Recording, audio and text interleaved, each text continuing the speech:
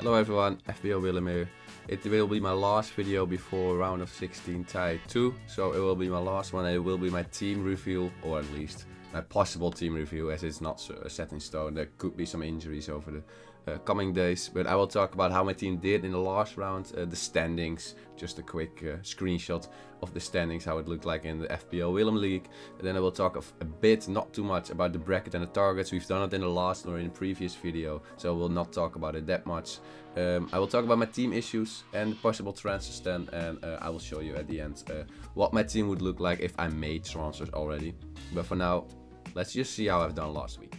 So last game week I've done decent. I will just skip the bench. The bench didn't do anything special for me. But I got Martinez, Dumfries and De Vrij from Inter in the defense. They did great. I hoped for a clean sheet and I think they will keep a clean sheet at home once again against Feyenoord. Then I got Gabriel and Grimaldo. They both got a goal, or Grimaldo even got 3 against him. Yeah, really disappointing from Leverkusen. But they will play at home and I have a wildcard, so I'll probably keep him. Gabriel, yeah, got 1 goal against him, was a penalty. Bit sad, but I hope he plays. They won 7-1, so he could be rested, but I think he will play. But there is a chance he won't. It is annoying because he plays on the Wednesday, the late kickoff. So if he plays, if he doesn't play, I can't sub him out. Then I got Adeyemi. He got a goal. I expected him to get a man of the match reward, but he didn't. Rafinha goal against 10 against 11 from Barca too. Benfica expected him to get a man of the match reward, but he didn't. Rodgers didn't expect him to get a man of the match reward because he was horrible, but he did. Wirtz, Salah and Lewandowski didn't do all that great. Yeah, it was a bit of a lackluster there, but 70 points isn't too bad at this point in the Champions League fantasy competition. So I've reached up to I was at 2.1k in the world and now I'm 1.7k, so I'm not doing all that bad. But in the standings in our league, I am a bit behind and I feel like I'm a bit of no man's land. 10 points is quite a lot at this point in the stage, so it's really the top 3. At least for me it's 20 points compared to the first one, as that is Torpy.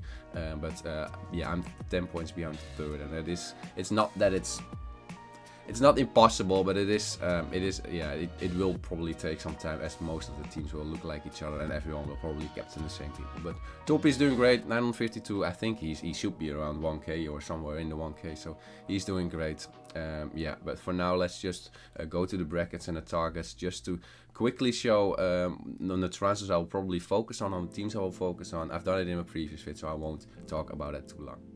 So as I said, I won't talk about it too long, so speed run. Top left is who I think will go through. It's Liverpool and Aston Villa. Liverpool will play at home, as I've put them on the left side. So Liverpool will get a game at home against Aston Villa. So probably focusing on Liverpool players. Hopefully they go through against Paris Saint-Germain. Then below you see Arsenal. So Arsenal will play at home, as I've put them a bit on the left. Against who I have no idea, Real Madrid or Atletico Madrid. I think if you will focus on their defense, it's not that big of an issue. If your players or the defense play against PSV, I think they have a great chance to keep a clean sheet, or a possible chance to keep a clean sheet against Madrid. Well, both Madrids. Top right, Barcelona, they play against Benfica, so you can focus on them because it's a home game now, and in the next game, or in the next tie, they will start at home there as well, and it will be against Borussia Dortmund or Lille. I expect them to go through it. Everything that stands here doesn't mean it will happen, except for Arsenal. They won 7-1, but this is what I expect at home against Benfica. They won with 10 against 11, so they probably can win with 11 against 11 at home. And down below it's Bayern Munich, who won 3-0 from Bayer Leverkusen, so they will probably go through against Inter. That's more difficult fixture. Bayer play at home in the first game and away at the second game, of course, but they still play against Bayer Leverkusen away. So putting them in right now, I don't know if that's the best strategy, and the next game I don't know if that's the best strategy as well. So Bayern plays will be a bit tricky, and then Inter, they will play at home against Feyenoord. So that is a great game to put in some Inter players. That you could risk it playing them away against Bayern Munich, but if you have a wildcard left, I would recommend just playing some Bayern players in the quarterfinals and then wildcarding to some Inter players there. So as I said, we talked about it in the previous video a bit, so I'll speed run through this once again. The targets, so basically the teams you want to focus on to transfer in your team is Barcelona, Liverpool and Inter. Maybe Bayern Munich, but I wouldn't really go for it. So Barcelona play at home against Benfica. They will probably win it. I don't know by how much, but there are probably some great assets in that team, like Lewandowski, Rafinha, or maybe even a defender in Koundé. And then after it, they will play at home once again against Lille or Dortmund. So 2 great games in a row. Then after it is Liverpool. Liverpool will play at home against Paris Saint-Germain. Probably go through, but there is a chance that Paris will upset them. They completely dominated, but still lost against Liverpool. But I think Liverpool will have this in the bag. Then after it, they'll play at home against Aston Villa. Aston Villa, they are, I think, on the same level as Lille and Dortmund, so playing at home against them, and they should know Aston Villa as they play in the same competition. So I think that's a great 2 fixtures in a row. Then after it, or below it, it's Inter. They play at home against Feyenoord. I think they will demolish them. After it, it's away against Bayern, so that's a bit difficult. But of course, after that, they will play at home against Bayern. And I think the Bayern München Inter tie, probably Inter will go through, but it will be decided on the second tie, I think. So yeah, these are my targets to focus on: Barcelona, Liverpool, and Inter. So I've talked about the issues in my team in the last video as well, but there's come one more. At the moment I stopped recording the video, Weerts got injured, and I thought, should I record another one, but I'll just throw it in the comments that he's injured probably for the rest of his, no, not career, but the season. So Weerts is injured, so he should be taken out. Then I still have Emre Can, who I think should be replaced, or has a priority to be replaced. And then I have Gabriel, Raya, Martinez. Now Martinez did play. He did play last league match, but if he will play in the upcoming match, I don't know there. Then I have Raya and Gabriel. I think they will play, basically because they just drawn against Manchester United. They're completely out of them. Cup or the league competition, so the cup competition will be focused on, but maybe scared of injuries, possible injuries. But I think Raya will play and Gabriel will also play. But if I have if I have transfers left, I think Can and Weerts will be out for me. But I have 1 transfer left and there's not an injury. I could take out Gabriel, Raya, or Martinez. I don't know who yet, but in a few slides I will show you guys the possibilities who I will transfer them out for. Now Emre Can will probably be the second one. It used to be Emre Can should be the first one out of my team, but Weerts got injured. So if there's any more injuries, maybe Emre Can will stay. But he will probably get out of my team. The players I want to replace him with is Trent or Virgil or Koundé. Now Liverpool, they play against Paris Saint-Germain at home. Now that is a difficult fixture, and after it, it's Aston Villa at home. And you shouldn't underestimate Aston Villa, as they drawn once more. I think a few weeks ago against Liverpool, it was a 2-2 tie. So maybe Liverpool isn't the greatest, but I think Trent just has that left foot of his, and I think that right foot there as well. He has such an attacking threat there, so he could be possible. Instead of Emre Can, but I think I will go to Koundé.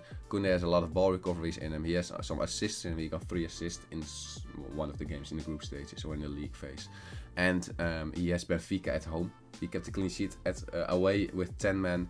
And after Benfica, if they go through, of course, he gets Dortmund or Lille at home, and at least it's once again at home. So I think it will probably be Koundé, but these are my options. I would, if I had any doubts, these 3 it would be. So for Weerts it was a bit more difficult than for Emre Can, but I have to replace him, of course. So I just went through the teams as you do with every player. And for Liverpool I didn't know who else, but Salah for in your midfield, but I already have Salah. The other players aren't as reliable in attacking threats as Salah is. Then Aston Villa will be up next for me, but then I have Rodgers already, and would I really want another one? I don't even know who to pick. So Aston Villa isn't really it. Then I could go with a Arsenal midfielder, but I'm just a bit scared they won't play. Possibly won't play because of rotations, but even after that they could play against Real Madrid, and I don't know if I want an Arsenal against Real Madrid tie, but they do play at home in that tie.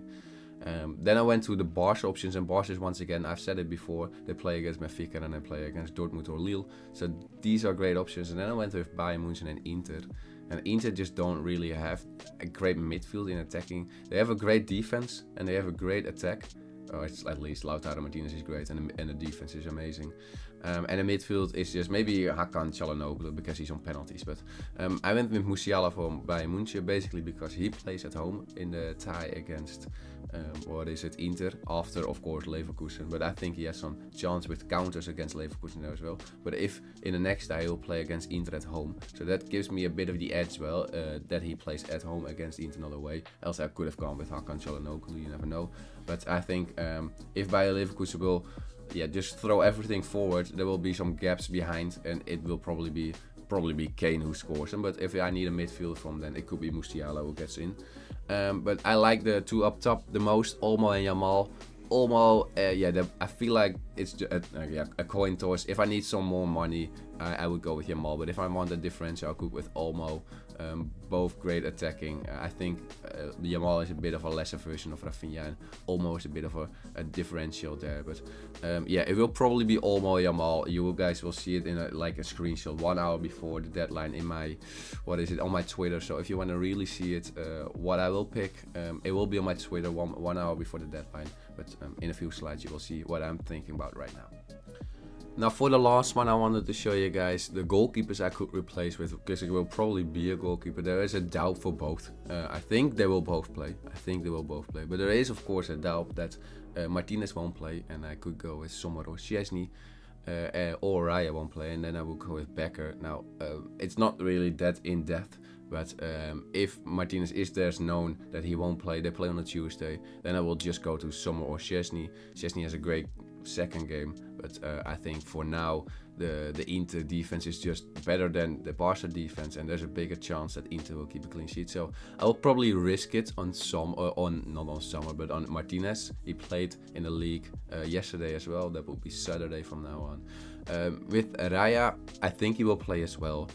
But I just don't want to risk it that if Martinez won't play, that I have to sweat for a day more, and then Raya might not play. I think he will play, but if I just need a transfer there, I could use it somewhere else in the field, but I don't know where at this moment in time. So that will go to Becker then, and Becker kept a clean sheet, Alisson Becker. Doesn't mean he will keep another clean sheet, but I think he will. Then it will be Martinez and Alisson Becker probably in my team. Maybe I don't even, I keep 2 transfers and I won't even do another transfer. But these will be my keeper transfers if I need one. Now, if I had to make the transfers right now, so Sunday evening right now, these will be the transfers I would make. I would go with Raya to Alisson Becker just to have certainty at the back or at the goalkeeping department. We all know Raya or Martinez, I've explained it.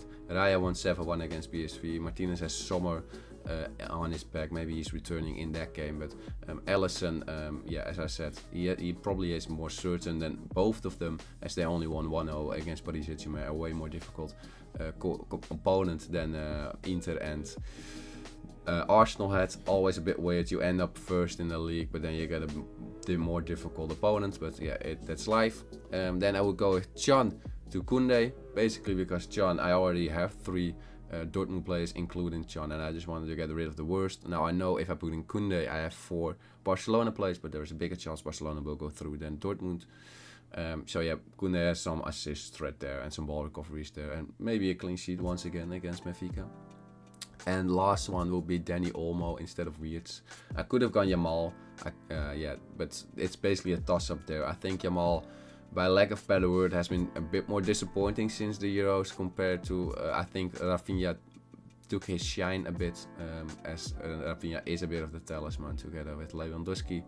But Dani Olmo is a bit more exciting pick. He didn't get any minutes, or I think he got, 30 minutes, and then Kubashi had to be taken off because he got a red card, and then Olmo was substituted because of him.